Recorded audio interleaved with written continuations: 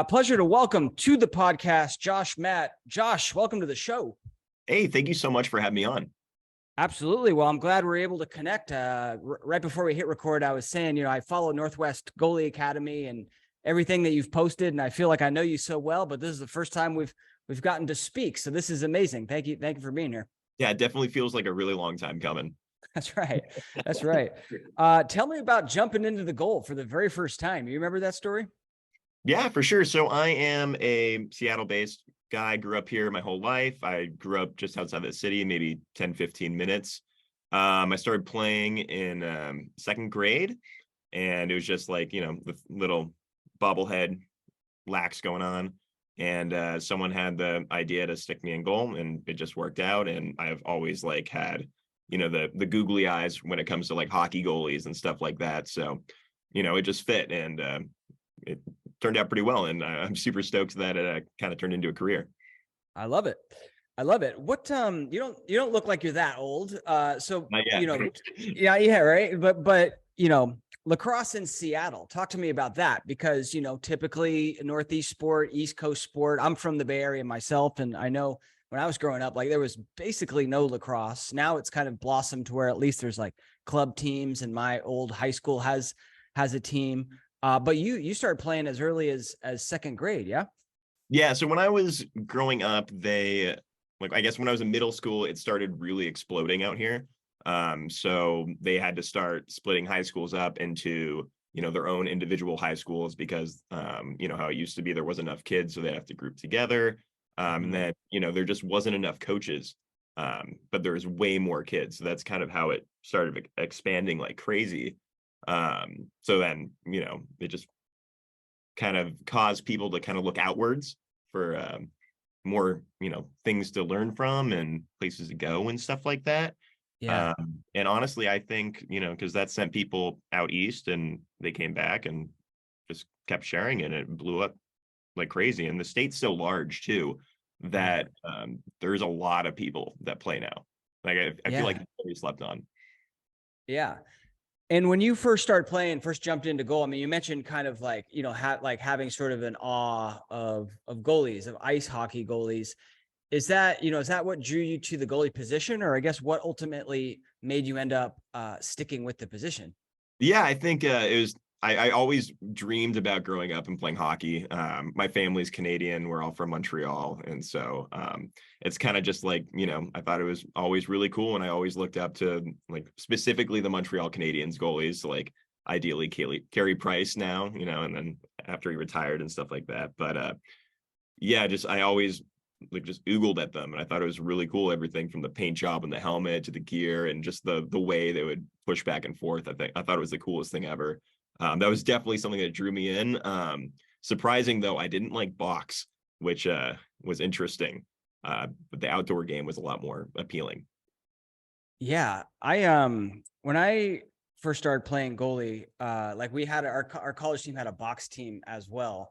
And they just put me in there as the goalie because I was the goalie in the field, but not with the box pad. So I just played field style goalie in box and just got tore up. And just lit up, so many hard hits to the legs. And it even developed some bad habits for me because I would set up kind of in my stance, and guess what? All the shots were low, right? Because of the smaller goal. Yeah. And so I originally wrote a post saying I don't think field goalies should play box. That's one of the areas where I've since sort of had a flip flop, because I think if you do get the gear and you play box goalie the right way, I think there's some benefits to be had, but I can certainly understand where you're coming from of not liking the box because it's a very different position. Yeah, I mean, personally, this might be a little too much information. I'm a very sweaty person, and with all those pads, never really, went my way. But yeah, yeah, I think kind of what I really want to talk to you about is the transition from high school to college for me, and then I think that's kind of where I had a really big coaching aha moment. Let's do it. Absolutely. Yeah. Rad, cool. So yeah, I was saying before we started, growing up in Seattle, there was not a whole lot of goalie coaches out here. So, I'd look out to your blog and stuff like that to try to coach myself. And then eventually my sophomore year of high school comes around, I commit to Denver. And that kind of turned me into the quote unquote, goalie guru of Washington, because people were like, I saw you committed. How can I do that? So that goes, and I end up going to college. I start coaching kids, on the summers and, after school and whatever. And I just start really enjoying it. It was really fun. And so, I get to college. I'm playing probably my best lacrosse my freshman and sophomore year, which was tough because I was sitting behind Alex Reddy, who's a very, very good goalie. And now he's the goalie coach over at Duke. Awesome human being. Love that guy to death. Yep. And so I was kind of hit with some crazy news around the end of my sophomore year. There was a murder-suicide in my family. And then also my dad came down with stage 3 lymphoma. And so I didn't really care about lacrosse all too much in that, that following summer and stuff like that. But something that really caused this big aha moment for me is thinking back to when, my senior year before COVID hit, and then, junior year. It was almost like this notion of whenever someone was shooting on you, you were instantly tight. Like, I'm sure you can identify with that, and a ton of other goalies can. Like, if someone's taking a really, really big crank on you, you can feel that tightness, that oh crap moment, right? Right. And so that was just something that was happening all the time. Like, I just couldn't stop. And like after, I experienced that, I just couldn't turn it off. And that made lacrosse really, really difficult. And flash forward, I come to find out that, I developed really bad anxiety. So like I would start, like, if my heart rate would elevate, I would vomit, pass out, like all this crazy stuff. And so, I end school, get out of school, and I get back to Seattle. And I'm kind of like in this mindset of, okay, I'm done with lacrosse, that chapter of my life is over, whatever. And then some people reach out to me and they're like, hey, do you want to start coaching again? And I was like, sure, why not? Like, it sounds like fun. And around that same time, I finally went in to see a doctor, and they prescribed me some meds for anxiety. And all of a sudden, all these problems I had in goal disappeared. And so it completely switched how I was like teaching goalies.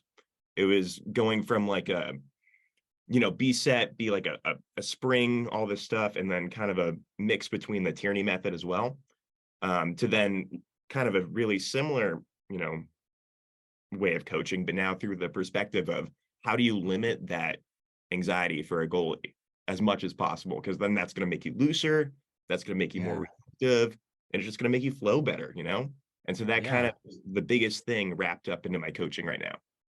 I love that. Well, let's dig into that if we can, because you're 100% right. Like, so many, it's just not a natural thing to have this like rubber projectile fired at you while wearing very little pads, right? Like your body sort of instinctively tightens up.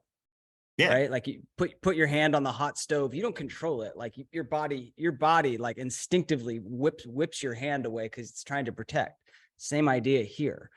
And when you watch the slow motion of even like college goalies, heck, even pro goalies, you watch like slow motion, and a lot of times you really see like pre-shot, like their body gets super tight.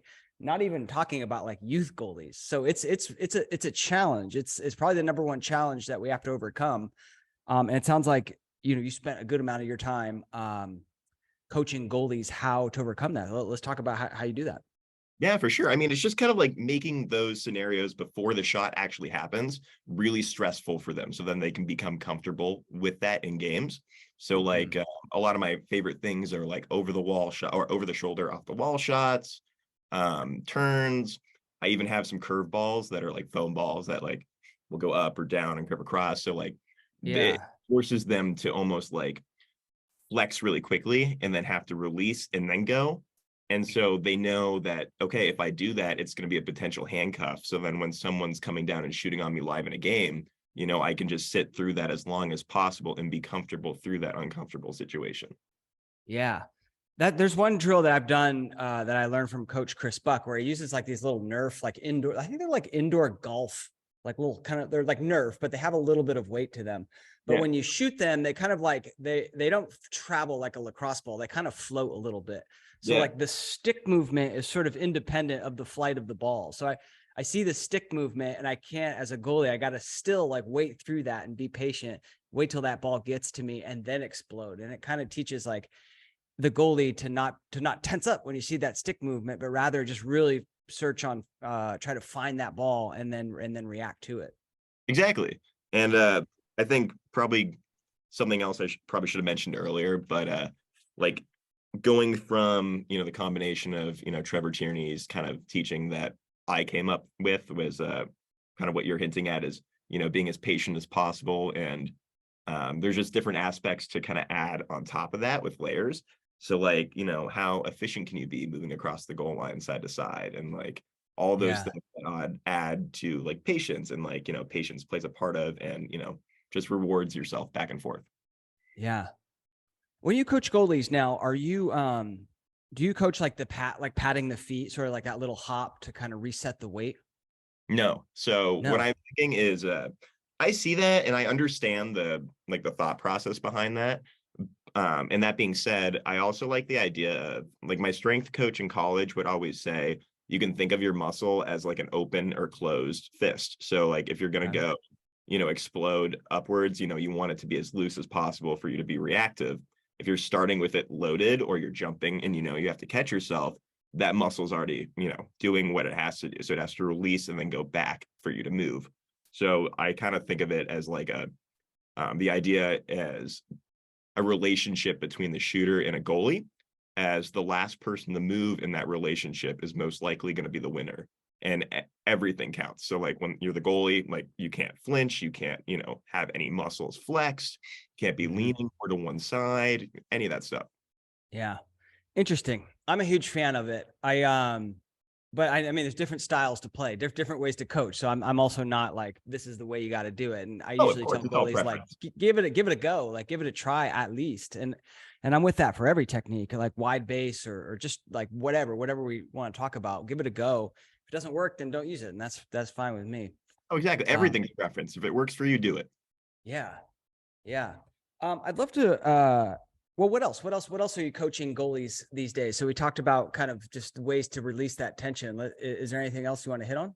Yeah, for sure. I mean, there's two other things. So like the being loose is a huge another thing that I talk about. So like anxiety, staying Yeah. loose. And then the third thing too is kind of getting away from the idea of catching the ball is a clean save. So like if you make a save, you get hit, whatever, it's a save. And I think that's something that really hurts young goalies, is thinking if I catch it, it's a save, opposed to like if I just block it, it's a save. Um, Mm-hmm. so like thinking about in terms of surface area behind the ball, and that's how you rate a save, as like, opposed to getting my stick and my foot behind it, can I get my torso behind it? And just getting, Yeah. ensuring that ball staying out instead of hoping that it stays out. Yeah. I, I watch a lot of lacrosse and, I do like the save edits. Right. And so I watch like a lot of saves, and like, I feel like the television commentators and a lot of people who are commentating on lacrosse make too much of a deal of clean saves. Yes. Like they overvalue them. And I don't, because when I watch all these games, like when there are not clean saves, I don't have the stats. Like I haven't, like, this isn't an official stat, but like most of the time the defense is right there and they pick up the loose ball. And so like, yeah, every once in a while, like the offense gets the ball back, right? And you got to play defense again longer. So like that stinks. But I don't know. I'm with you. I totally agree on that one. Clean saves are nice, but like, a save is a save is a save, whether it hits me in the head or hits me in the thigh or hits me, Yeah. in my shoulder, or I make a nice clean save. You got to make the save to worry about the rebound. Yeah, exactly. What's the opposite of that? Like giving Yeah, up the goal. Much rather have it hit, have a non-clean save than give up a goal. exactly. Yeah. But yeah, I think just like kind of it's not very difficult when it comes to that stuff. I mean, when you're trying to think about surface area, getting back and forth, you can accomplish that in a lot of ways. Yeah. Just like shuffling, or like really working a ton of skaters and just like footwork. I think my favorite one is, if you go to my Instagram channel, you'll see a ton of it. Is I think my kids have kind of come to hate it now. But it's when I sit probably like 5-8 yards away and I just roll tennis balls back and forth across the goal mouth, and they just have to shuffle back and forth until they can't anymore. And it Yeah. makes them very good because makes them think about the goal as in thirds. And so if they can travel across each third and think about how much of their body percentage they get in front of that third, then Yeah. it really helps them in that aspect, because then they just have to move left and right, opposed to, making a precise motion with their stick. Yeah. I love that drill. That drill's awesome. I mean, it's really good for low shots. Galloway calls it the Jeter drill because it's kind of like a shortstop. If I'm thinking of the right one, right? You set up in the middle in your stance, and I kind of roll it to a corner, and I kind of shuffle over and get down and make the save. Yeah, and they just go Yeah, back and forth continuously. yeah, Mhm. yeah. I love that drill. That's awesome. What about so you mentioned kind of battling anxiety, right? And a lot of that has to do with, just the technique and just being so tense. But what Yeah. about like the mental side of it? Because I imagine, there's some certain, I don't know, mental demons that you had to fight, and a lot of lacrosse goalies have to fight. How do you help a goalie, if they're struggling with anxiety, like pregame? Are there like mental game tips that you give them? Oh my gosh, yes. So I tell my goalies this sometimes, and some of them hate to hear it, but when you get ready for pregame as a goalie, sometimes you can't really think of yourself as an athlete a lot of the times. Like you might have to meditate. Like you can't get like totally jacked up before the game every time. Like, I mean, that might work for some people, but Right. maybe you're intent on staying loose, and that's how you're going to play well throughout the game. Because I mean, everyone has nerves, and it's going to be something that everyone encounters at some time. It's just learning how you can deal with them. 100%. Yeah.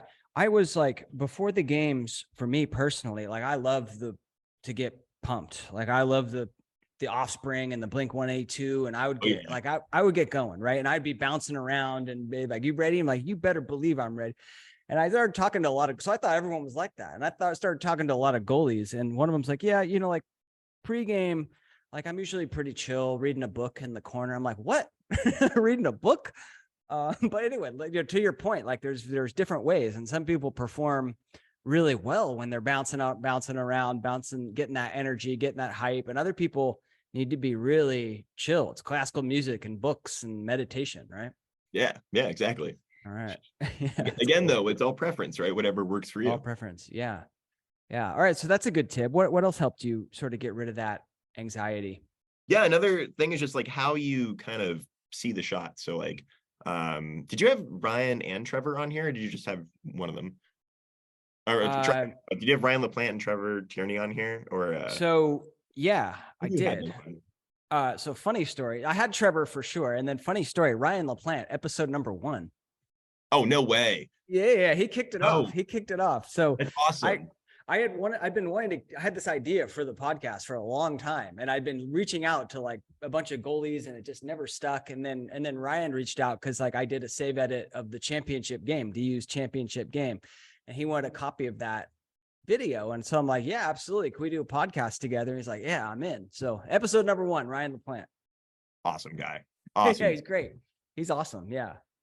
But biggest takeaway from the two of them, the yes Yeah. drill. That is Okay. like the biggest thing, especially like the taking your eyes off the shooter. Like that does so much for your nerves, and just like how much you're gripping the stick, and how like tense you are pre-shot. Like just trying to remove the shooter, and like attempting to see them with your peripherals and stuff like that, even if you're not gonna like truly have your eyes as far back as Trevor or Ryan may want you to.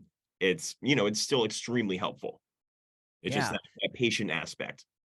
Talk me through the yes drill for those that are listening and do not know what it is.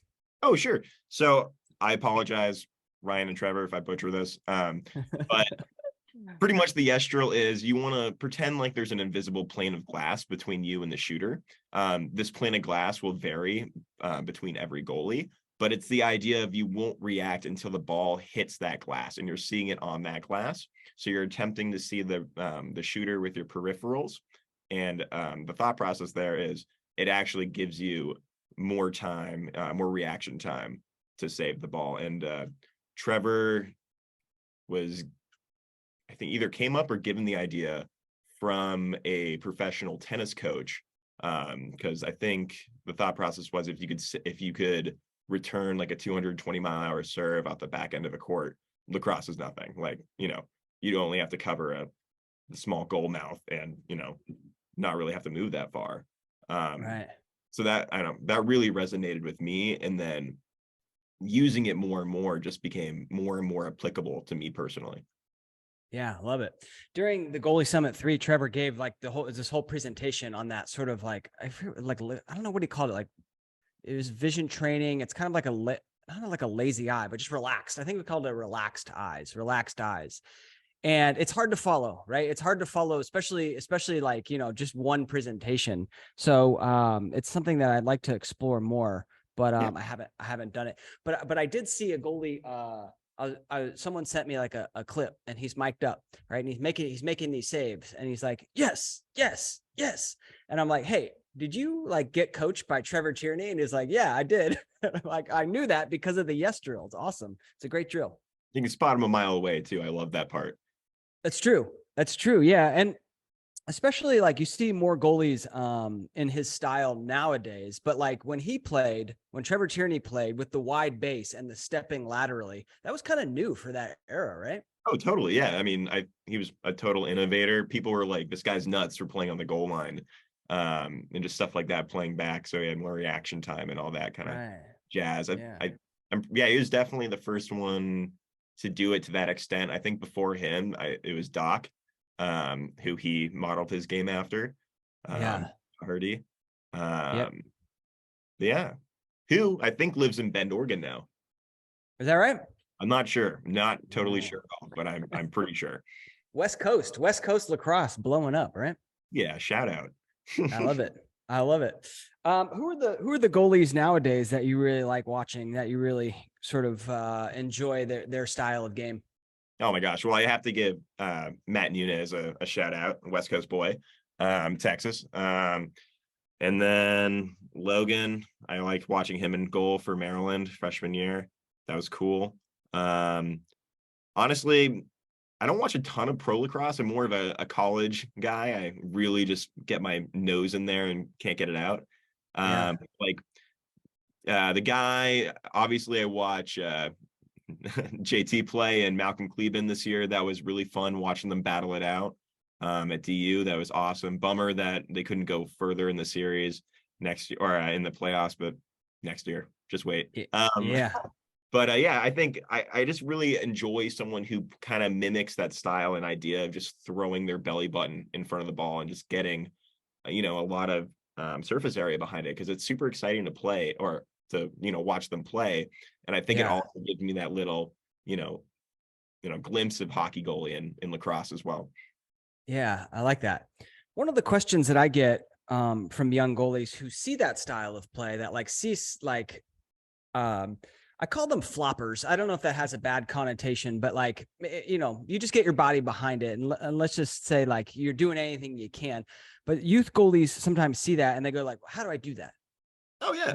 How do you coach someone to do that? Or is it like a specific technique, or are you just being like, do anything you can to get your body behind the ball? So we will like choreograph a flop, especially to the bottom left and right corners. You don't specifically flop for 5-hole shots as much. It's more just to land on your hip, and it's almost like a pigeon pose if you do it correctly, like in yoga. Like you land on your hip and your side of your knee, so you can really make a little wall with your legs, take away the bottom corner, and then you can have your stick out in front of you. So we'll walk through that a lot, and I feel like there's a quote unquote proper way and not proper way to attempt to do it. And it just comes down to like how many holes are you giving up in your stance? What kind of barrier are you? Yeah. And I think in terms of youth goalies too, the biggest problem is obviously going down to their knees too quickly. And you just got to address that as it's a dip. It's the same thing as dipping your hands. It's just you have to get over it. Right. Or guessing. It's the same thing as like guessing, like moving, like you just said, moving your hands down low and then having to bring them back up when the shot is high. So it's just sort of a false movement, right? Yeah, it's just working on patience. Yeah. That's all. Yeah. All right, cool. Well, that's good to know, because I've always coached goalies to stay on their feet, but I certainly, like you said, different styles. So it's kind of cool to hear how you do that. And I know exactly what you mean. I've seen very cool slow motion shots of that sort of like pigeon pose of sort of getting my leg and forming that wall Yeah. as another, I don't know, barrier. I think I definitely do teach my guys that, but also I tell them don't go to your knees or your feet or to the ground or whatever unless you specifically have to. Like if you Mhm. really have to smother it or get down there or just get a ton of surface area. Because best case scenario, you could hit a really deep squat and just limit how far you have to reach. Yeah. Yeah. Awesome. How do you, you go to D1 program coming out of Seattle, which is not, not a hotbed of lacrosse. And a lot of goalies always wonder, I'm from non-hotbed city or even non-hotbed country. How do I play D1? What's your advice to those young goalies? I mean, honestly, it comes down to connections at that point. Like if you get on a travel team, I kind of think of that as a connection. But like who can those coaches reach out to and who are you going to be playing in front of? Like for me Yeah. specifically, I was super lucky.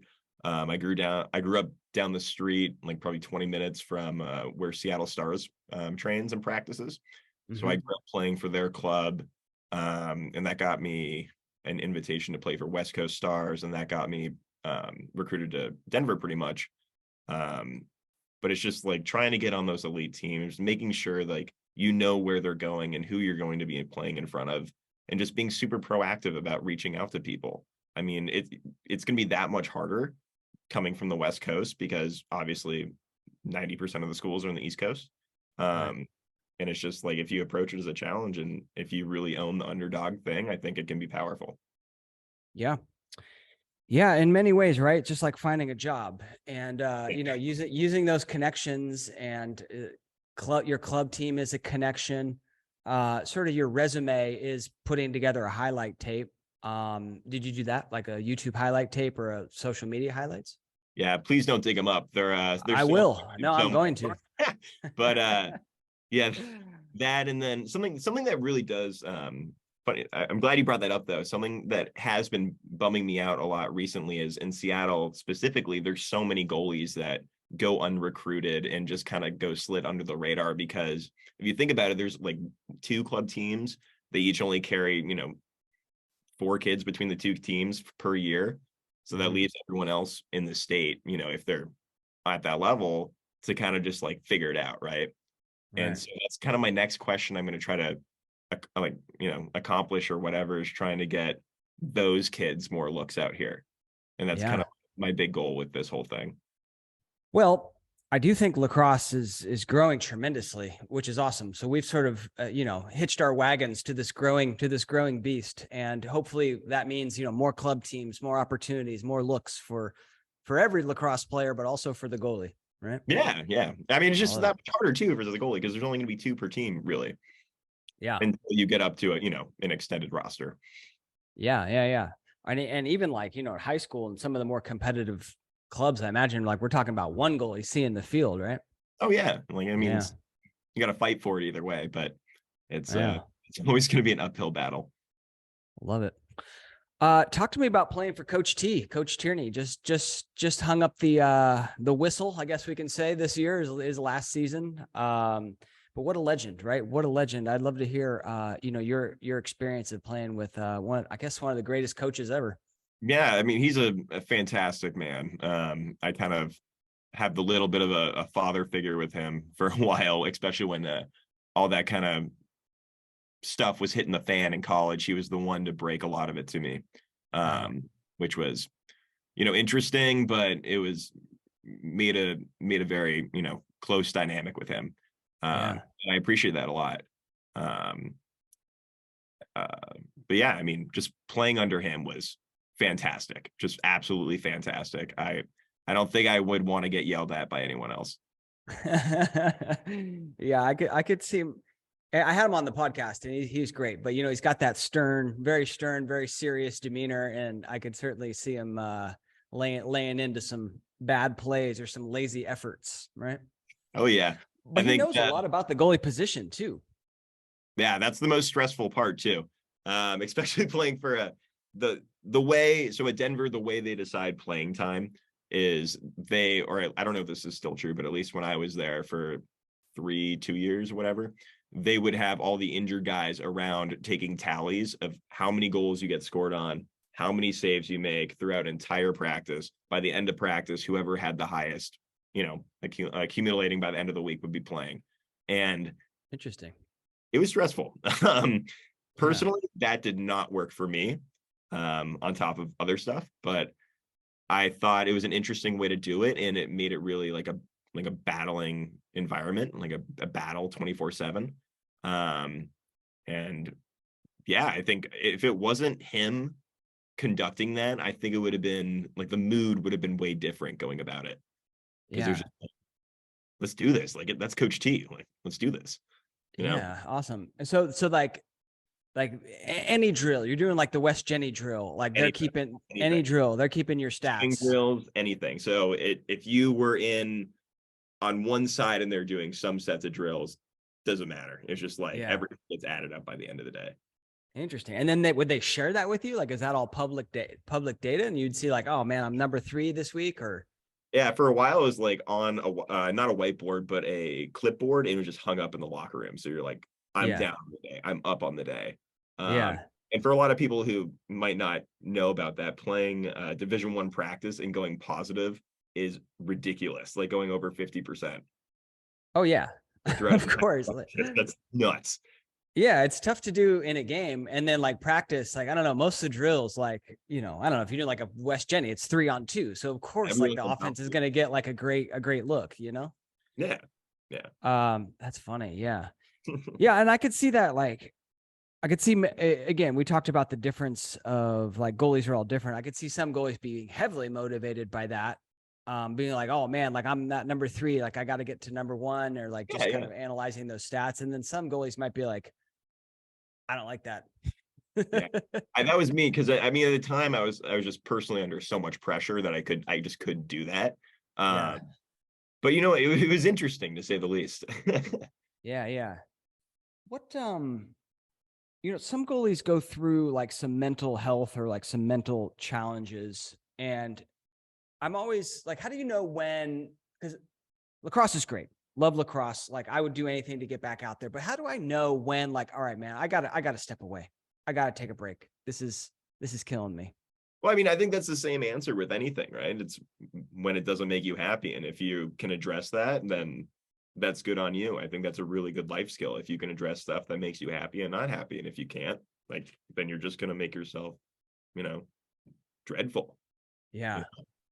Yeah. So is this activity like causing me happiness, or is it kind of the source of the pain? Yeah. Or like, am I having fun doing it? Like, right. Yeah. Right.